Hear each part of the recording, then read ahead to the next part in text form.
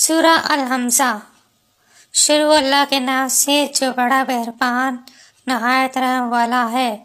خرابی ہے ہر طعنہ دینے والے، غیبت کرنے والے کی، جو مال جمع کرتا اور اس کو کن کن کر رکھتا ہے، خیال کرتا ہے کہ اس کا مال ہمیشہ اس کو زندگی دے گا، ہرگز نہیں، وہ ضرور حطمہ یعنی آگ میں ڈالا جائے گا۔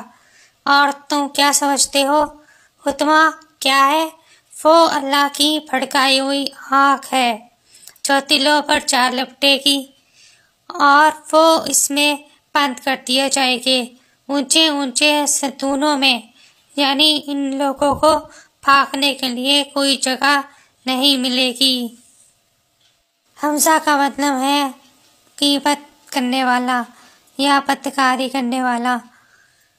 9 آیات کے ساتھ قرآن کا 104واں باب ہے۔ اس سورہ میں انسان کے وہ منفی سوچ اور فعل کا ذکر کیا گیا ہے۔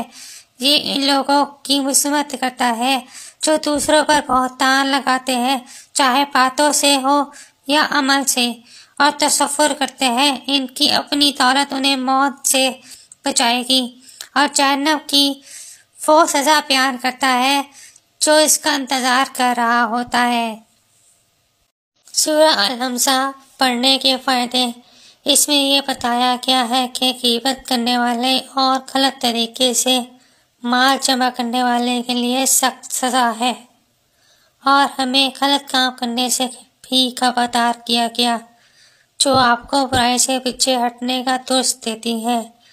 باقاعدگی سے تلاوت کرنے سے آپ کو یاد دلائے گی کہ آپ کو اپنی زندگی کیسے بہتر بنانی ہے، یعنی خود کو دنیاوی لذتوں سے دور کر کے اپنے دل کو تقویٰ اور مثبتیت کی طرف مائل کرتا ہے۔